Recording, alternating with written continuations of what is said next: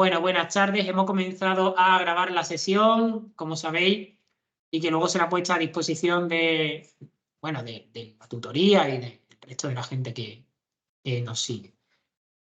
Bien, quiero aprovechar, dejar grabado esto para deciros que ya está disponible la PEC en el foro de la tutoría. De cara a no tener que responder 20 veces lo mismo por correo, os informo. Yo me encargo de establecer el enunciado y de corregir la PEC. Pero no me encargo ni del buzón de entrega, ni de la fecha de entrega, ni de la fecha máxima de entrega. Todas las dudas de cuándo se abre el buzón, cuándo va a estar operativo el buzón, hasta qué día puedo entregar, ¿vale? La tienen ustedes en la guía docente. Y si en la guía docente no están actualizadas las fechas, tienen que ponerse en contacto con el equipo docente. Bien en el foro general de dudas, bien dentro de la guía de la asignatura, donde pone equipo docente, manda un correo al que pone coordinador de la asignatura o coordinadora de la asignatura. ¿Vale? Porque ellos se encargan de fijar este tipo de fechas. Yo les puedo dar fechas orientativas. Normalmente la PEC se cierra en torno a las semanas de exámenes. Pero ni es una fecha igual para todas, ni siempre es así. La PEC de ética es un comentario a un texto de Jean-Paul Sartre. Del existencialismo es un humanismo. ¿Por qué? Es un filósofo muy conocido, del que seguro que todos vosotros habéis oído hablar, habéis leído algo. Es uno de los textos que propone el equipo docente en el libro de 12 textos sobre ética del siglo XX y es una buena manera de adentrarnos en el comentario de texto de un filósofo contemporáneo, es decir, del siglo XX, que no sea siempre acercarnos a Kant, Aristóteles y remitirnos siempre a la antigüedad. No está de más ver también porque como las personas que hicieron Ética 1 tuvieron la oportunidad de comentar a Aristóteles, pueden ver cambios en el lenguaje, en la manera de razonar, en el tipo de ética que defiende cada uno de estos autores, me parece enriquecedor. Comentario de texto que yo les he dejado en la misma PEC unas pautas para realizar el comentario de texto. ¿Es obligatorio seguir estas pautas formales? No, son una guía. Pero una guía que se debe tomar a efecto de recomendación, como las recomendaciones de los platos fuera de carta en un bar. Si no pasa nada si no los eliges. Ay, pues si hay gambas fuera de carta, hay gambas al ajillo. Si no te apetecen gambas al ajillo, no te las tienes que comer. Pues esto es igual. A mí no me apetece seguir esas pautas y voy a hacer otras.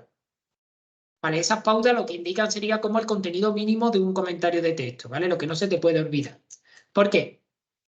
Si empezamos con la opinión personal y la reflexión, a veces se nos olvida lo más importante que es comentar texto. Y si empezamos con la afusila teoría, también voy a dar un consejo. Está de más decirlo aquí, por favor, disculpadme. ¿Vale? Pero yo me siento mejor si lo digo. Pero, yo sé que esto es superfluo decirlo aquí, pero no me uséis herramientas de inteligencia artificial y chorradas de estas para hacer esto. Primero, porque en un comentario de texto no hay respuesta correcta. Salvo que te equivoques de texto y me comentes el que no es, ¿vale? Pero siempre que me hables de Sartre y del texto, es muy difícil que metan la pata. Las ideas podrán estar más desarrolladas, menos desarrolladas, y luego porque la inteligencia artificial tiene una manera de escribir muy impersonal y muy superflua que se queda en los lugares comunes. El comentario de texto no es para que nos quedemos en los lugares comunes, para que uno asimile. Yo leo sobre Sartre, busco información, tengo en cuenta el libro, quizá me descargo el texto, lo leo por mi cuenta y con eso lo que hago es elaboro mi propia visión del texto y eso es lo que se busca. Que en parte está propia y en parte está basada en lo que he estudiado y en parte está basada en mis conocimientos previos. Esto sería muy bien. Bueno, pues, dicho esto, tanto esta semana como la que viene vamos a reflexionar sobre lo que se conocen como éticas de la virtud. Nos Perdona, quedan 2 Valentín. semanas. Dime. Antes de que empieces, Sí, has dicho que has subido ya la PEC al al foro de foro. la tutoría. En el Vale. curso virtual, sección de tutoría, foro de la tutoría, la primera entrada es PEC ética, PEC-ética 2. Adjunto al mensaje, si ustedes pinchan en el mensaje, junto al mensaje está un documento Vale, PDF. es que no sé por qué me sale que ahí no hay temas de debate en el foro de la tutoría. Que No hay sé por qué. Que no sé por qué me sale que no hay aún temas de debate en el foro. En pues sí plan. hay, verá. Sí, sí, sí, yo te creo, pero no sé. O sea, no es una cuestión de creencia. Mira, vamos a dejar de compartir un momento, ya no veis, ¿verdad? Y os voy a enseñar No os voy a enseñar nada. Perdonadme, porque aunque tardemos un poco, os voy a intentar, voy a abrir el curso virtual y os voy a enseñar dónde está, por si Vale, creo que alguien... acabo de encontrarlo, pero hay dos formas distintas de llegar al foro de la tutoría y son dos foros Sí, distintos. bueno, pues O, entonces os voy a o algo enseñar foro así. que os voy a enseñar foro que para evitar problemas, a ver si estamos subiendo a foros en... A ver, ¿veis Academo? ¿Veis Ágora como lo tengo yo? Sí, ¿Veis que pone sección de tutorización? Aquí, sí, claro. PEC Ética 2. Abrís en el mensaje y aquí se os descarga directamente. No lleguéis a través de este. Claro, Sección, ¿vale? Aquí, foro de la tutoría. vale. No, Es que hay, va- hay como un shortcut, no sé decirlo en español, no sé decirlo. Bueno, como en la página principal que pone foro de tutoría, que si entras te lleva a otro foro. No sé, bueno, por avisar. Ahora, vale, pues como se ha quedado grabado cuál es el itinerario, ¿vale? Vale, guay, Lo sí. podemos seguir todas y todos por lo que hemos explicado aquí, si nos importa. ¿Vale? Si os parece bien. Perfecto, gracias, Valentín. Nada, faltaría más, Paula. Entonces vamos a... Tengo que avisar que quizá me toquen hoy la voz tocada, pero es que todos los chaparrones del fin de semana me han caído a mí. Claro, entonces estoy operativo 60%. ¿Vale? Bien, las 2 semanas que quedan hasta que nos vayamos de vacaciones en Semana Santa, vamos a dedicarnos a las éticas de la virtud. Las éticas de la virtud son importantes porque suponen una vuelta a Aristóteles. Y de alguna manera también suponen una reacción contra Kant. Lo que intentan es recuperar el ideal de la vida buena. Es decir, que este ideal de la vida buena y no del deber o de la formalidad ocupe el centro de la reflexión y sirva de guía al comportamiento. Para las éticas de la virtud, el objetivo de la acción moral es forjar el carácter precisamente con arreglo a esta idea de la vida buena.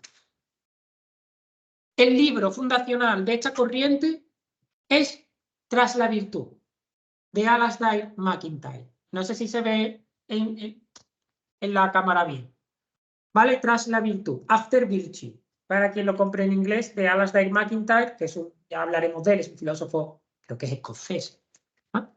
Este libro es uno de los libros fundacionales de este movimiento de la ética de la virtud.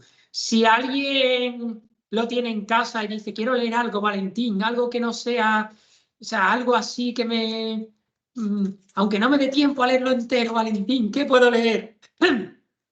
Pues si algo tiene que leer es el capítulo 1, una sugerencia inquietante. Voy a leer solo las primeras líneas.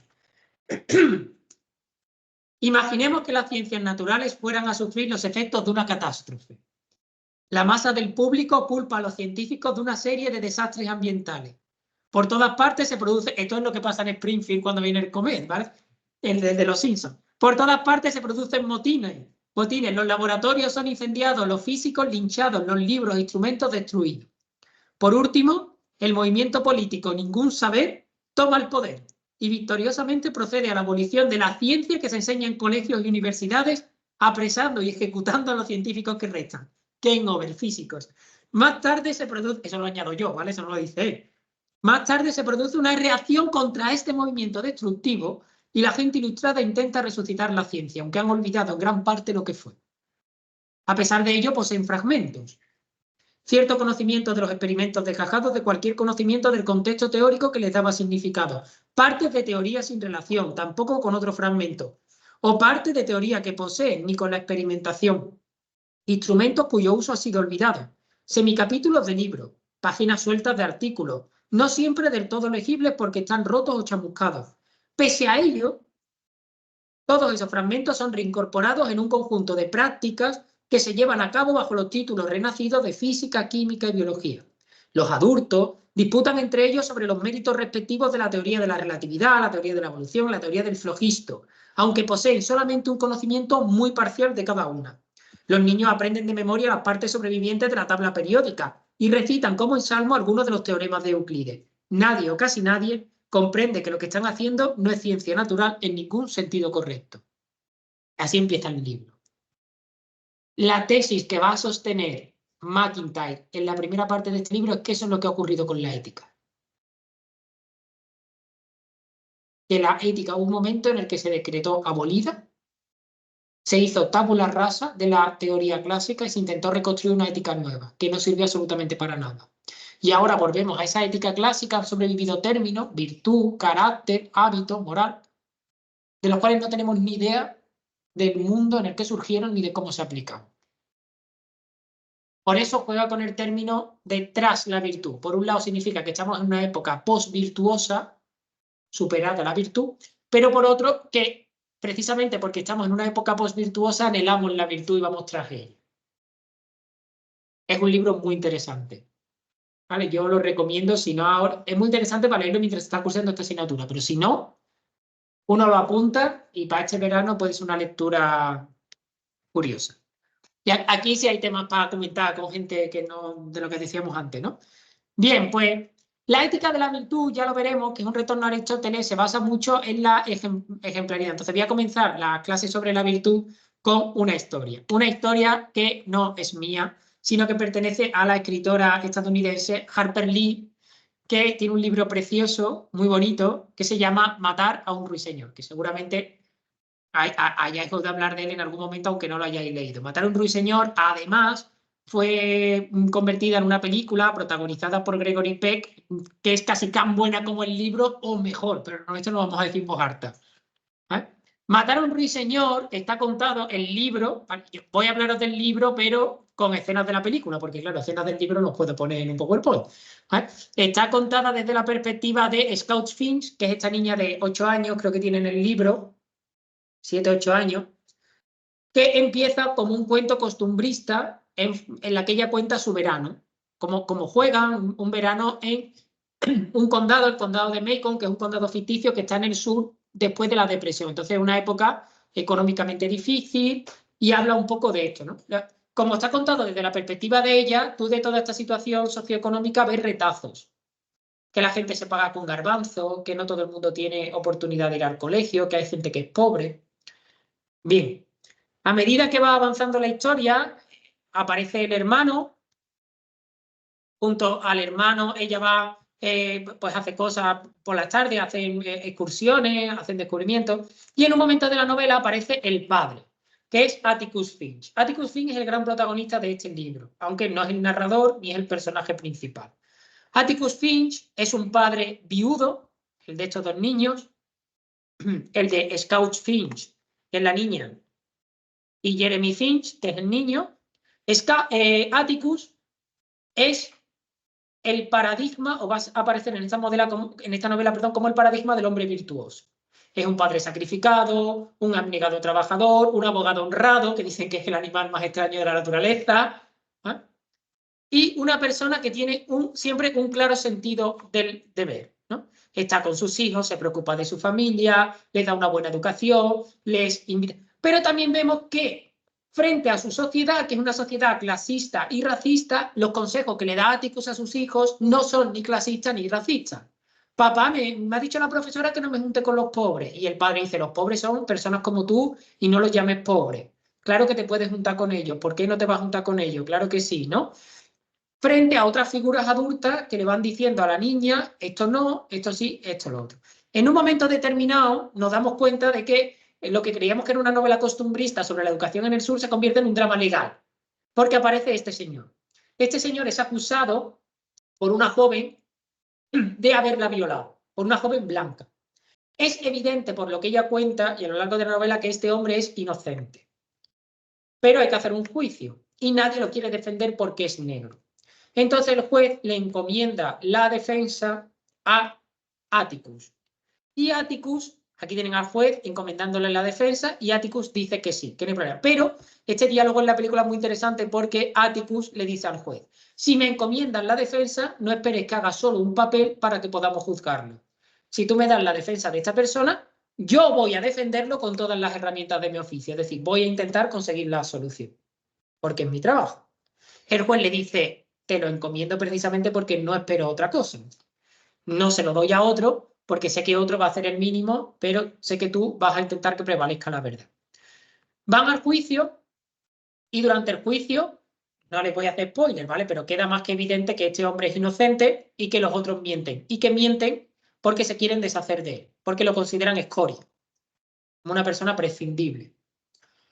A medida que él se mete en la defensa de este hombre, él empieza a ser dado de lado en la sociedad porque, tío, defienden negros y ellos no son como nosotros, que se han creído que tienen derecho. Y tú que los defiendes eres igual que ellos. Los niños empiezan a sufrir bullying en el colegio porque el padre hace esto, la propia familia les da de lado, los propios hermanos, como él es viudo, se meten en la casa para ver qué educación le está dando a los niños, porque, tío, tú no puedes educar a tus hijos que pueden, que pueden jugar con los niños afroamericanos. Que somos blancos, tío. Por favor. Entonces, él aparece durante toda la novela como una persona capaz de soportar esto y capaz de cumplir con su deber más allá de toda circunstancia. Llega un momento en el que la niña le pregunta, en la novela, que es un diálogo muy bonito que refleja la película, ¿por qué le hace eso a la familia? ¿Por qué, si sabes que todo el mundo va a hablar mal de nosotros, nos va a tratar mal, ¿por qué haces esto? Es curioso que todo el mundo le critica, pero luego cuando hay un problema en el pueblo, todo el mundo recurre a él. Y él le dice varias cosas importantes, como por ejemplo que uno no tiene que responder ante los demás, sino que solo tiene que responder ante su conciencia y que tiene que hacer lo que la conciencia le dicte. Y también que no hay que juzgar a las personas por lo que parecen por fuera, que antes te tienes que meter en sus zapatos. Esa famosa frase de no puedes jugar a nadie hasta no haberte metido en sus zapatos y habrán dado por lo menos 10 millas con ellos, ¿no? Él da un discurso precioso que refleja muy bien la película sobre la igualdad, que todas las personas han sido creadas iguales, que el tribunal no debe mirar. Y después de todo esto, te dan un juzgado, veis la inclusividad del juzgado de la época, todos varones y todos blancos. Tenía muchas esperanzas. Vale, no hace falta spoiler, pero ya sabéis cómo acaba, ¿vale? Porque mirad para atrás y veréis que, en fin, la cosa está mal, ¿vale? Lo que vemos en esta novela es la tensión entre la sociedad o una visión de la sociedad y la figura virtuosa. ¿Por qué os pongo esto? Porque la ética de la virtud está más centrada en la importancia de la ejemplaridad que en la reflexión abstracta. Las éticas formalistas se encargan de dar teorías, principios generales de actuación, que uno luego debe ir aplicando a situaciones concretas. Las éticas de la virtud, sobre todo, plantean la educación moral como una especie de presentación y seguimiento de modelos morales. Atticus, ¿qué es? Atticus es el ejemplo de persona virtuosa o del abogado virtuoso. Entonces, en lugar de darte un código deontológico de la abogacía para que hagan lo que te haga, sé como Atticus. Esto ya lo hemos hablado alguna vez, tiene mucho que ver con la ética aristotélica, la idea de la ejemplaridad, ¿no? Bien, pues vamos a Aristóteles, ¿no? Aristóteles parte de un análisis detallado de la acción humana, en contra de lo que se ha dicho, de lo que se pueda pensar, que siempre se dice que Aristóteles es muy abstracto, muy teorético. En realidad no, Aristóteles es un gran observador, siempre parte de un hecho. Vale. Para él, la ética parte de un análisis detallado de la acción humana, porque la ética trata asuntos humanos y no puede partir de ideas abstractas o a priori, sino que tiene que partir de una observación de la vida moral. ¿Qué hace la gente? La gente elige Pepsi o Coca-Cola. Y ahora, a raíz de eso, teorizamos. No podemos empezar hablando de la necesidad de beber algo mientras se come para no engollir parte. Tiene que ver eso con la Coca-Cola o la Pepsi. De esa observación, Aristóteles deduce lo siguiente. Primero, lo tenéis ahí en el PowerPoint, tenemos la capacidad de actuar de modo consciente y libre. A diferencia de otros animales que parece que reaccionan, el ser humano acciona. ¿Vale? Y ante un mismo estímulo, no siempre reacciona 2 veces de la misma manera. ¿Vale? Porque él acciona. Y a la vez, tiene la capacidad de actuar de un modo consciente y libre, pero siempre actúa con vista a un objetivo. Es muy difícil que alguien haga algo, tú le preguntes por qué y no tenga una respuesta. De hecho, cuando le preguntamos a alguien por qué ha hecho algo y no tiene una respuesta, nos chirría, porque pensamos que nos lo está ocultando o que tiene hay algo ahí que no va. ¿Vale? Entonces, por ejemplo, te quiero preguntar, estudio para tener un título, tengo el título para acceder a un trabajo determinado, trabajo para ganar dinero, gano dinero para poder viajar porque mi objetivo es conocer París, quiero conocer París porque creo que esto me va a dar experiencia. Siempre actuamos con vista a un objetivo que a la vez se explica por otro objetivo. Es decir, los objetivos que guían las acciones humanas se pueden organizar de forma jerárquica. Estas son las conclusiones de Aristóteles. Actuamos de forma consciente y libre, actuamos siempre con vista a un objetivo o un fin, y estos fines son jerárquicos, es decir, unos son instrumentales, por ejemplo, estudiar, y otros son finales, trabajo, el dinero, vale, que a la vez también son instrumentales de otra cosa. Aristóteles, por tanto, descubre que la acción humana puede dividirse en función de la naturaleza de la meta o el fin que se persigue. En función de la meta que se persigue, tendremos un tipo de actividad u otra. Y él dice dos, la poiesis y la praxis. ¿Qué es la poiesis? La poiesis es aquella actividad que se dirige a la producción de un objeto que perdura y que es externo a la actividad misma. Por ejemplo, hacer una silla. Este es el ejemplo típico de poiesis. ¿Por qué? Porque cuando yo hago una silla, esta actividad está encomendada a producir un objeto que va a perdurar, la silla, pero que es externo a la actividad. La silla es externo a la actividad. Es más, el fin de la actividad, o sea, el surgimiento del producto supone el fin de la actividad. Una vez tengo hecha la silla, ya no estoy haciendo la silla. Podré hacer otra silla, pero esta silla ya no la voy a hacer más en la vida. Frente a eso, la praxis, que se dirige a la propia acción. Es decir, no es una acción que busca un resultado distinto de ella misma, es una acción que se explica desde ella misma. Por ejemplo, pensar, amar. El fruto del amor no es algo distinto del propio amor que una vez terminado ya no amo. Es decir, no es que yo me case, ya no quiero a mi mujer porque ya tengo el matrimonio, que sería entonces ya no la quiero. ¿No? Al revés. Entonces es una actividad que no busca nada distinto de ella misma, que se explica por ella misma y que se perfecciona en ella misma. Los fines de la poiesis, la casa, el vestido, la silla, el dinero, dice Aristóteles, no son sino medios para obtener otros fines. Nadie quiere una silla por tener una silla. Todo el mundo. O sea, se imagina, va al Ikea, quiero una silla. ¿Para qué? Venga, dígame para qué, para el tipo de silla. No, para nada. Solo quiero una silla. Sería raro, ¿verdad? La quiero para ponerla en el jardín porque me quiero sentar allí a leer ahora que se empieza el buen tiempo, la quiero para el comedor, quiero la silla siempre para algo, ¿vale? O sea, los fines de la poiesis son medios siempre para obtener otra cosa. La silla se busca para sentarse. El verdadero objetivo no es la silla, es sentarse. Buscan un telos más elevado. Ahora bien, lo que dice Aristóteles, si quiero evitar una regresión al infinito, tiene que haber un telos, tiene que haber una finalidad que no se explique en función de otra cosa, sino que se explique por sí misma. Y ese está más cerca de la praxis que de la poiesis. Porque si el fin se explica por sí mismo, de algún modo tendrá que ser buscado por una actividad que se explique por sí mismo. Pues bien, para Aristóteles este fin que se busca por sí mismo es la felicidad. Y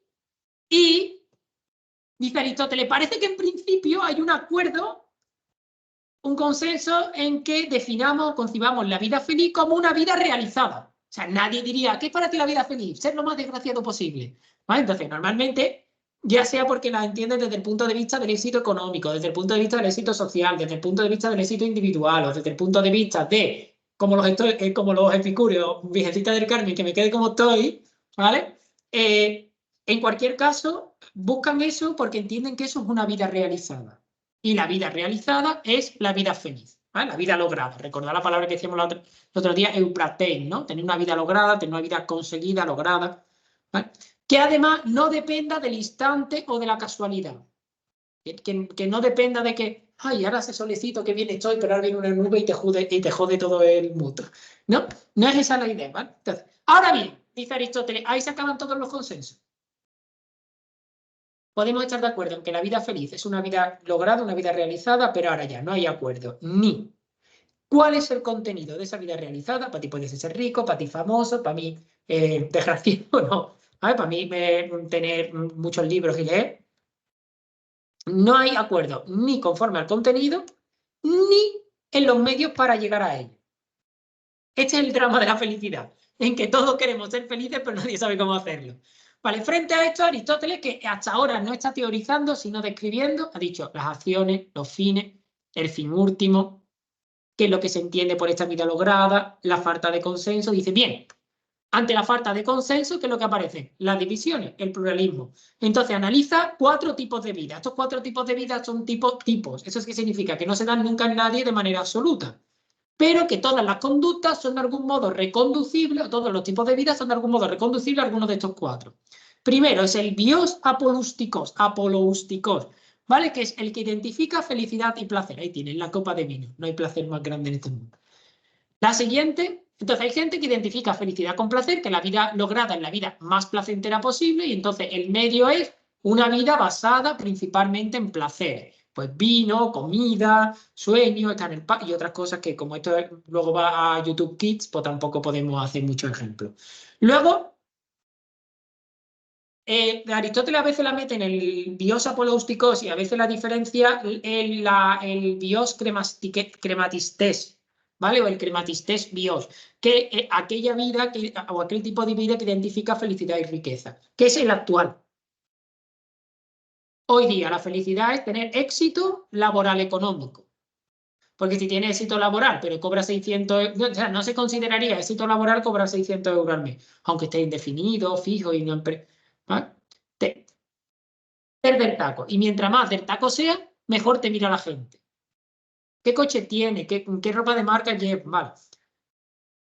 El tercer tipo de vida es el bios políticos. Este no suena, que es el que identifica la felicidad con la virtud.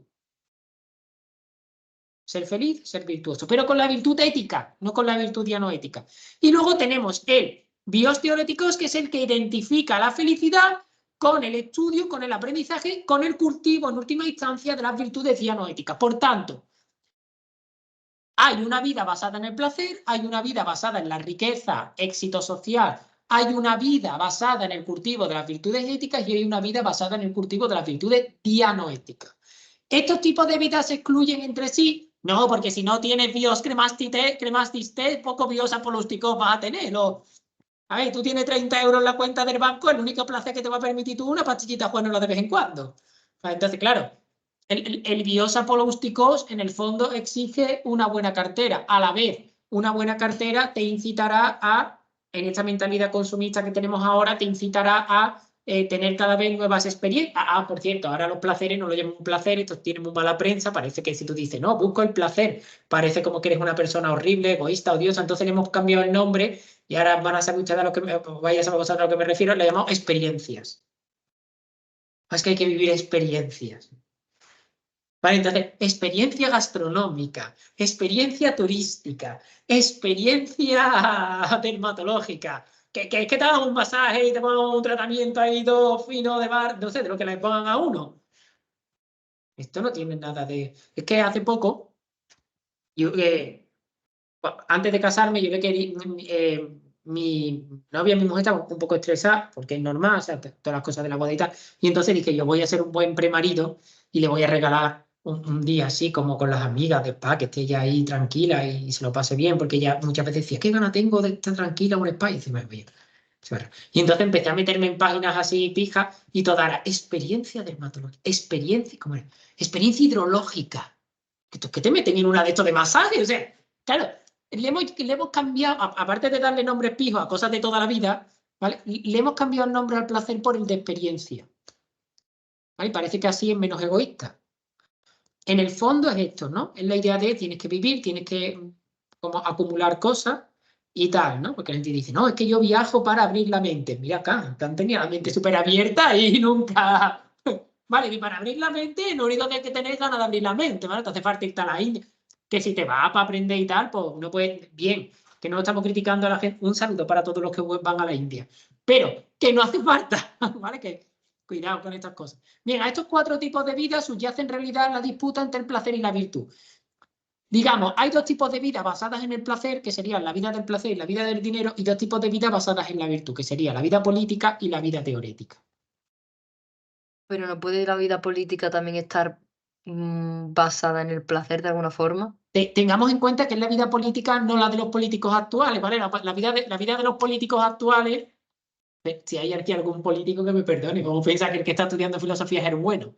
¿Vale? Por responder a la pregunta de Paula, la vida política, cuando Aristóteles habla de política, no se refiere a la política de Pedro Sánchez, Feijóo y Yolanda Díaz. No se refiere a ese tipo de política que sí, ¿no? Si algo nos demuestran los continuos casos de corrupción que van surgiendo, es que la vida política está muy cerca de la crematistes y de la polústicos, ¿vale? A la gente le va la polústicos, le va a tela a la gente aquí, ¿no? Sobre todo cuando paga otro. Bien.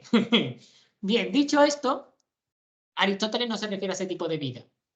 Cuando Aristóteles habla de política, él entiende la política como práctica pública de la virtud. ¿Vale? Recuerden que cuando hablamos en la antigüedad, la disciplina de la virtud se subdivide. Cuando hablamos de la virtud pública, hablamos de política, que es la gestión del cuerpo público. Pero es una cosa que hacemos todos. Si para Aristóteles, lo que yo estoy haciendo ahora mismo es política, porque yo estoy contribuyendo a formar a buenas ciudadanas, a buenos ciudadanos, a personas que piensen, personas que van a cuestionar el poder, personas que van a ayudar a que la sociedad se eleve. Entonces, esto es una actividad política. ¿Cómo soy yo político? Pues si actúo conforme a la ética del profesor o de la profesora. Es decir, si me preparo bien las clases, si doy una información correcta, si me encargo de ser didáctico, si os ayudo a pensar. Esa es la vida política. Entonces, yo soy político cuando hago esto, pero también soy político cuando cojo el coche y no solo pienso en que llego tarde a la UNED, entonces voy a correr todo lo que permita el polito, que gracias a Dios no es mucho, porque si no yo ya me habría matado, sino voy a pensar que estoy compartiendo la carretera con otras personas que tienen el mismo derecho a llegar temprano que yo y el mismo derecho a la vida. ¿Cómo organizamos el tráfico? Si todos respetamos las normas que nos hemos dado para la circulación. Entonces, yo ahí hago una vida política. ¿Qué virtudes estoy practicando? Pues la serenidad, la prudencia, el respeto, son todas éticas. Vale, esa es la vida política, ¿vale? No identifiquemos en Aristóteles la política con el mando y sobre todo con el mando de los políticos nuestros, que no tiene absolutamente nada que ver, ¿vale? No hay una casta política, no hay una profesión política. El estratego es estratego 3 años y luego se va a su casa. Y no se cobra. Que esta es una de las cosas que hemos perdido de la antigüedad. En Roma el cursus honorium se llamaba honorium porque no se cobraba por las magistraturas. Es más, si la magistratura te sale deficitaria, lo tienes que poner tú de tu bolsillo. Eso yo lo recuperaría. Si al irse usted del cargo le sale el balance deficitario, lo tiene usted que pagar. Verá tú cómo controlaban el gasto público, pero bien controlado. ¿Vale? Entonces, claro, pero si lo satisfacemos los demás, pues entonces, claro, entonces no pasa nada. Y a veces es necesario, ¿no? Que haya ese desbalance, porque hay que pagar cosas que no, pero a veces no. Entonces, esta es la idea de la política, ¿vale? La idea de nuestra vida política, lo que nosotros entendemos por vida política, es estar más cerca de lo de arriba. Pero lo que Aristóteles entiende por vida política, que es la práctica de la virtud en el espacio público, fijaros que él se identifica la felicidad con la virtud ética. Entonces, ¿qué sería la vida política para Aristóteles? Pues esto, el deber kantiano, ¿vale? Yo voy a actuar bien, voy a decir la verdad, voy a ser honrado, voy a ser un buen ciudadano, voy a pagar mis impuestos. Pues, para Aristóteles, cuando yo hago mi declaración de la renta, mi borrador, y aunque me salga paga ahí lo más grande, yo digo, no, hacen falta becas, aunque luego no se hacen becas con esto, pero ya hacen falta becas. Y yo, cada euro, y a mí me dicen, oiga, por ejemplo, un ejemplo de bios políticos, te voy a pagar en negro y así, no, yo quiero declararlo todo. Esa es la virtud pública, que no tiene nada que ver con lo que vemos nosotros en nuestra... Espero que haya quedado claro, no vamos a hacer más sangre de esto, porque se podría estar aquí toda la hora. Bien, hemos dicho que en el fondo los 4 tipos de vida nos remiten a la disputa virtud-placer. Vidas basadas en el placer en sentido amplio, vidas basadas en la virtud en sentido amplio.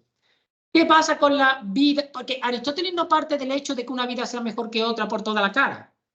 Aristóteles lo que va a hacer es analizar los 4 tipos de vida y ver si en ellas es posible la vida lograda. Si la felicidad es vida lograda y estos son vías hacia ella, vamos a ver qué vía es la que mejor me permite llegar hasta ahí, porque no olvidemos que estos tipos de vida también son instrumentales.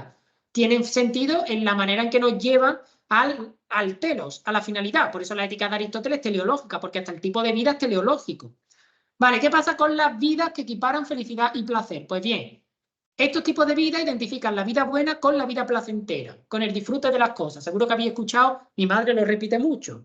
¿Sabes? Esto no es una crítica a mi madre, que por otro lado es una mujer extraordinaria, pero claro, ¿qué voy a decir yo de mi madre? Pero mi madre dice mucho lo de que la vida son momentos. Disfruta, la vida son momentos. Estamos ahí en el río, ¿no? Con tu cervecita, te da el solecito, tú estás ahí con tus gafas de sol, tú estás, esto sí que es placer, ¿no? Comida, bebida, paisaje, un concierto. Este placer, podéis recordar lo que Epicuro llama el placer cinético. ¿Por qué? Porque se acaba. Se mueve y se acaba. Viene una nube, te fastidia el sol y te aguanta. Se te acaba la cerveza y ya no bebe. El concierto se termina. Otra manera de ver la vida placentera es ver el placer como la evitación del dolor. Y entonces llegamos a lo que Epicuro llama el placer catastemático, pero en cualquier caso son tipos de placer. Problema. El placer siempre tiene un carácter episódico. Ya sea el placer, ver, comer, beber y demás. Ya sea el placer de no sentir dolor, esto es episódico. No se puede basar en esto la vida lograda, porque será una vida lograda a parches.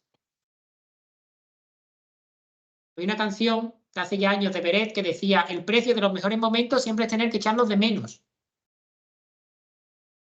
Además, dependen de circunstancias externas que no están bajo tu control.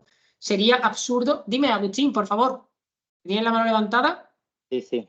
No, es que estaba pensando, es decir, todas estas asquesis aristotélicas, ¿no? Es decir, estos ejercicios de la virtud, no tiene un fondo muy de costumbre, del costumbrista. Sí, y de hecho, la virtud es un Demasiado hábito. costumbrista, ¿no? Es decir, parece que no tiene tampoco una búsqueda, muchos fines, pero los fines ya vienen predeterminados, ¿no? Claro. O sea, la virtud es un hábito. Sí, lo que pasa es que lo que para Aristóteles determina el fin no es tanto la reflexión teórica como el estudio de la naturaleza humana. ¿Vale? Este fin no es un fin arbitrario que hayamos puesto con la reflexión. Para Aristóteles, todo esto es discutible. Sí, sí. Sino, es un fin que, digamos, se deriva de tu constitución natural. Para Aristóteles el ser humano tiene una característica, vamos a hacer spoiler ya, que lo diferencia cualitativamente del resto de cosas, que es la razón. Por tanto, la vida más perfecta será la vida que cultive esa parte. Pero sí, es costumbrista en el sentido de que la propia virtud, lo vamos a ver, para Aristóteles es un hábito, es una costumbre, literalmente. Y además es una ética, pese a que luego se han hecho construcciones, porque muchas veces la imagen que tenemos de la ética aristotélica es la ética medieval, que sí es mucho más, es otro rollo, ya lo veréis cuando lleguéis a esa clase, y no vamos ni a entrar. Pero cuando uno se acerca a la ética de Aristóteles, la ética de Aristóteles es una ética muy de sobrevivir al momento, que más que en grandes teorías está basada en el, mira, sé prudente, cultiva tu razón e intenta sobrevivir a las circunstancias. Más hecha de como esa práctica, no. Voy a utilizar un ejemplo muy pedestre, pero creo que lo explica bien. La ética de Aristóteles se parece mucho al cocinar. Tú puedes seguir la receta hasta cierto punto, pero el hecho de cocinar mucho tiempo hace que tú hayas desarrollado como una especie de sexto sentido, que sabes cuándo necesitas más sal, menos, que cuánto tiempo de fuego, cuánto tiempo de horno, cuánto tiempo de tal, que es muy difícil de explicar y que lo has adquirido. Tú tampoco, si tú tuvieras que explicar cómo lo has adquirido, tampoco tendrías muy claro, ¿no? Si yo le preguntara a mi abuela, abuela, ¿a ti por qué te salen las torrijas tan ricas, ¿no? ¿Tú cómo sabes cuánto es el punto de miel, de vino? Pues mi abuela seguramente tampoco supiera explicarlo, ¿vale? Porque además ella era de estas mujeres que lo hacía todo a ojo. Yo no la había utilizado un aparato medidor jamás y todo le salía riquísimo. ¿Por qué? Pues no, es esto, ¿no? Esta costumbre, este hábito. ¿Por qué te salen tan ricas? Porque he hecho 20.000 millones de torrijas. Entonces al final uno aprende y tiene como una especie de... Pues el hábito, las virtudes éticas, sobre todo para Aristóteles, como este sexto sentido, que a base de tú ir sobreviviendo a las circunstancias con prudencia, vas desarrollando para saber qué es el justo medio en cada momento. Por tanto, es muy costumbrista y tanto. Y además muy local. Aristóteles nunca está pensando más allá de Atenas. Ahora se nos va la pinza con la universalización, la objetividad. Aristóteles en realidad está pensando la virtud en un contexto muy determinado y para este momento y para tal. Por eso los de McIntyre, que ojo con trasladar y crear teorías generales de cosas que en su contexto no eran generales. No sé si vas por ahí, Agustín, o yo me he ido a... Vale, perfecto. Pues vamos a seguir, ¿no? Aristóteles dice que la felicidad como vida lograda debe ser autosuficiente y por tanto no puede depender del placer, que siempre es algo episódico y que no depende de uno. ¿Vale? Porque entonces sería una vida placentera a salto. Tenemos la equiparación de la felicidad, ya hemos visto el problema de la equiparación de la felicidad con el placer, por eso las dos primeras tipos de vida se nos caen. Ahora vamos a ver la equiparación de la felicidad con la virtud. En Grecia el término virtud se dice arete y no tenía una connotación moral en principio. ¿Vale? Nosotros ahora la virtud nos suena muy moral, pero en la época no. Indicaba que algo o alguien cumplía muy bien la función que le era propia, aquella función para la que había sido concebido. Por ejemplo, no os sorprende que nuestro idioma, para referirnos en todas las casas, hay un cuchillo que corta muy bien. Solo uno. Todos los demás, hay algunos que no cortan, otros que cortan regular, y luego hay uno que corta muy bien, ese lo corta todo. ¿Vale? Pan, grifo, carne. Y si algún día tienes que cortar una mesa, ese cuchillo corta la mesa. Ese cuchillo, ¿cómo se le dice? El cuchillo bueno. Se utiliza un concepto moral. Cuchillo bueno. Pero el cuchillo no es bueno ni malo. Es decir, el cuchillo es un instrumento. Entonces, el cuchillo no es que sea educado y tú le abres el cajón y dices, buenas tardes, ¿qué vamos a cortar hoy a su disposición? No es que sea un cuchillo más dispuesto que los demás cuchillos ni más nada. Pero utilizamos un término moral. ¿Por qué? Porque precisamente la virtud en origen no tiene nada que ver con la moralidad, tiene que ver con el cumplir bien la función. Y el cuchillo que corta es el cuchillo que mejor cumple la función para la que ha sido concebido, que es cortar. Por eso le imputamos incluso lingüísticamente un término moral. De arete viene otro término que también evoluciona muy mal a lo largo del tiempo, que es el de aristocracia. Aristocracia en origen no tiene nada que ver con la nobleza, ni con ser conde, ni nacer con un apellido determinado. Aristocracia es sencillamente el conjunto de personas que hacen muy bien lo que hacen. Por eso todas las profesiones tienen su aristocracia, que no tiene nada que ver en origen con que ganen mucho dinero. Normalmente son los que ganan mucho dinero porque son los que mejor hacen la función para la que han sido encomendados, en puridad, ¿no? No necesariamente, pero toda. Dice, la aristocracia intelectual, pues estos son los buenos, los que hacen muy bien lo que tienen que hacer, pero no tiene nada que ver con un título ni nada, ¿no? La persona virtuosa era, por consiguiente, en origen, aquella persona que se muy bien aquello que le estaba encomendado hacer. Pues no tiene que ser algo intelectual, es decir, también era virtuoso o era aristócrata el buen zapatero o el buen sillero. Hace muy bien lo que tiene que hacer. Ser virtuoso, en este sentido, es algo que requiere práctica y esfuerzo, por lo que decíamos, ¿no? ¿Quién hace las mejores torrijas? Pues hace las mejores torrijas aquella persona que con práctica y esfuerzo ha desarrollado su técnica de hacer torrijas y eso la ha hecho virtuosa en el arte de hacer torrijas. Hace una torrija excelente. ¿Cómo? Con práctica y esfuerzo. Ha aprendido, se ha juntado a gente que lo hacía bien, ha hecho muchas. Esto es una cosa que estamos perdiendo, ¿no? La idea de que el hacer las cosas bien es muy difícil hacerlo a la primera. Esto, si tú lo inculcas desde el principio, genera dos cosas, a mi juicio, muy importantes que se están perdiendo en la educación. Yo algo de educación sé porque me dedico a esto, sobre todo, no con vosotros, que vosotros sois ya gente hecha y derecha y que sabéis de lo que va la vida, pero yo estoy pensando ahora mismo en mis niños y en mis niñas de primero, de derecho, que son gente de 18, 19 años, y yo creo que la educación al no enseñarles que el producto acabado es fruto del esfuerzo, la práctica y la dedicación, creo que le quita dos cosas. Primero, que no le sabe generar capacidad de sacrificio, porque el esfuerzo requiere sacrificio, requiere que si tú quieres sacar una buena nota, esta tarde no te vayas con tus amigos de copa, sino que te quedes en casa estudiando, que es la tarea más tediosa del mundo y más ingrata, pero también les ha evitado capacidad de gestionar la frustración. Porque si tú sabes que el producto acabado es fruto de la práctica, no te frustra porque las primeras torrijas te salgan fatal. Porque yo sé que cada torrija mala me acerca a la torrija buena. Y que es un eslabón hacia la torrija buena. Seguramente la primera torrija que hizo mi abuela era para tirarla a la basura. Pero las que hacía cuando tenía 70 años eran exquisitas. La gente se la intentaba comprar. Hasta que ya pasaba del té. Pero, claro, si mi abuela a la segunda torrija se hubiera frustrado y hubiera dicho que no le cojo el punto, es que no me sale bien, es que esta se me ha quemado, es que esta no está rica, pues nunca hubiera hecho la torrija perfecta, la torrija buena. Pues yo creo que a los jóvenes, a las personas jóvenes, les estamos hurtando la capacidad de frustrar, o sea, el ser resiliente, ahora hemos inventado la resiliencia, ¿no? Pero la capacidad de la superación, no porque venga que lo vas a conseguir, es porque el producto acabado es fruto de un esfuerzo temporal. Entonces, no te preocupes si tus primeros intentos están mal. Yo, por ejemplo, esto cuando me entregan un escrito mal hecho, se lo remarco. Oye, que la buena demanda no la vas a poner en primero de derecho ni en segundo de derecho, pero tampoco tu primer año de abogada, de abogado, ni si eres jueza, la primera sentencia va a ser la buena, ¿vale? Que la primera te la van a recurrir y seguramente te la tumbe. Pero que eso no es malo. Malo es que te frustre, patalees y no aprendas. Si tú aprendes de lo que salió mal en la primera demanda, en la primera sentencia, en la primera escritura pública, estás en camino de que la 25, la 26, la 27 sea perfecta. Dime, Paula. Yo creo que eso es una cosa que en la mentalidad española está súper arraigado, como el miedo al fracaso, ¿no? Al hacer mal las cosas. Y tenemos el refranero popular está lleno de más vale pájaro en mano que ciento volando, ¿no? El cuento de la lechera.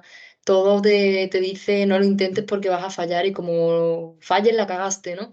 Y por ejemplo, yo creo que en la cultura estadounidense es lo contrario. Si no has fallado 3 veces, no confían en ti. Porque ya si por lo menos has fallado 3 veces, ya saben que esas 3 fallos no los vas a volver a cometer, ¿no? Vale. Y yo creo que eso se refleja un montón también a nivel de la industria, ¿no? Cómo avanza cada uno de los países. Y a nivel de las propias personas, ¿no? Cómo se desarrollan a nivel Sí, laboral completamente. sí, yo estoy de acuerdo, yo creo que tiene que ver, pero es también esta idea, ¿no? Que es la que estaba comentando Paula y tal y demás, ¿no? Que tenemos que tener en cuenta que, y que es la idea de Aristóteles, ¿no? Ser virtuoso, ser bueno en algo, requiere práctica y esfuerzo. Por tanto, mientras estés practicando, te estés esforzando y estés dando el todo, no te preocupes si no terminas de afinar, porque al final afinarás.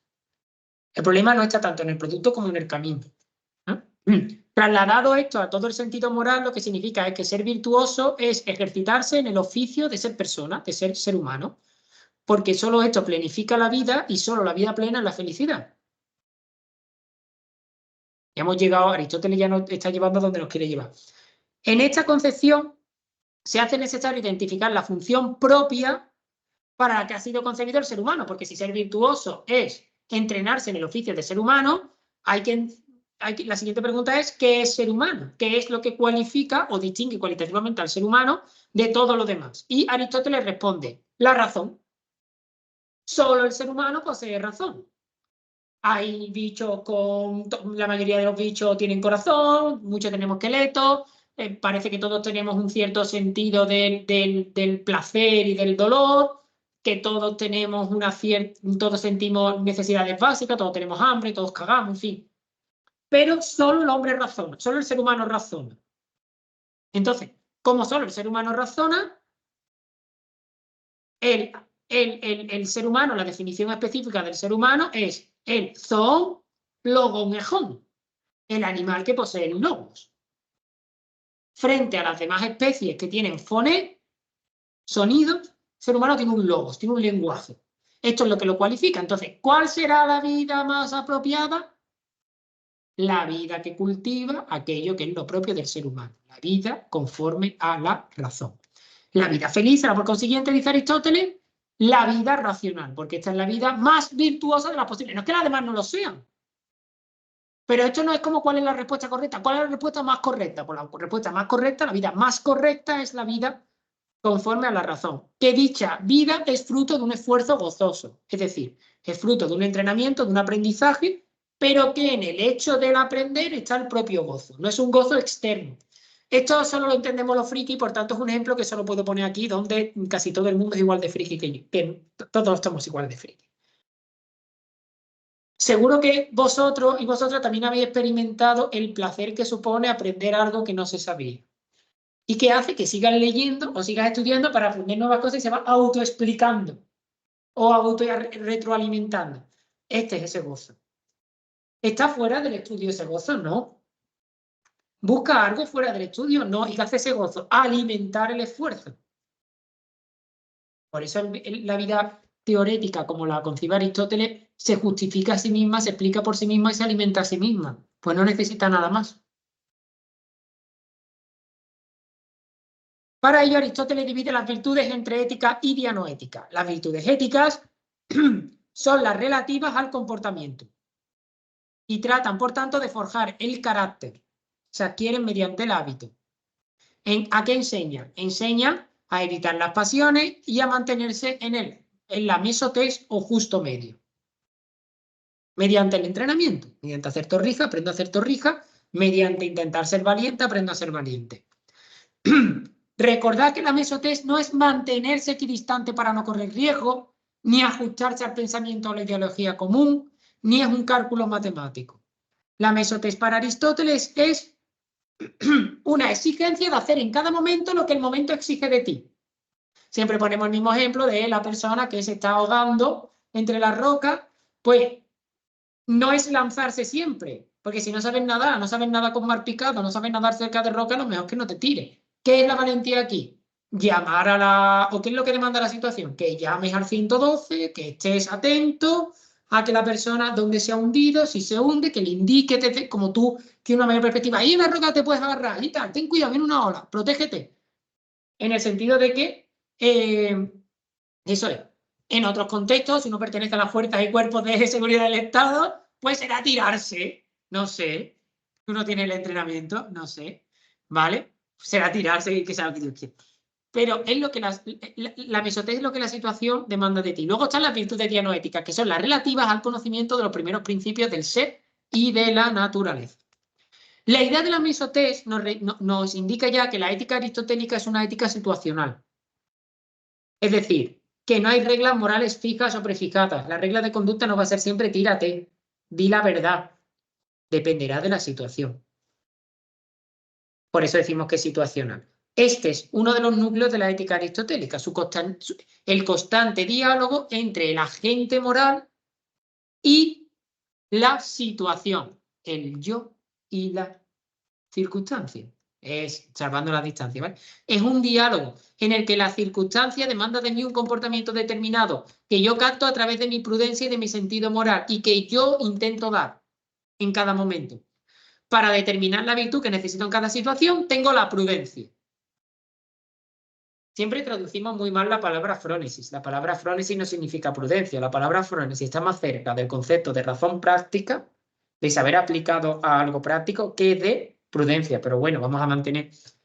¿Qué es la frónesis? Es el arte que nace de la experiencia que capacita para hacer frente a cada situación y que se adquiere y perfecciona a través de la práctica. De ahí la importancia primero de la educación, pero después de la ejemplaridad, que todos seamos ejemplares los unos para los otros y las unas para las otras. La idea del modelo. Y que si no lo soy yo pueda presentar un modelo válido en cada momento. Por eso también cuando los políticos en el sentido actual la cagan, decimos, ¡ah, la ejemplaridad, la ejemplaridad! ¿Vale? Vamos a dedicar un minuto, no. Vale, vamos a dedicar un minuto acá, como a las éticas de la virtud le vamos a dedicar 2 clases. Si ustedes quieren, si vosotros queréis, en la semana que viene vamos a comenzar con el modelo ilustrado. Me interesaba mucho detenerme en Aristóteles por una razón.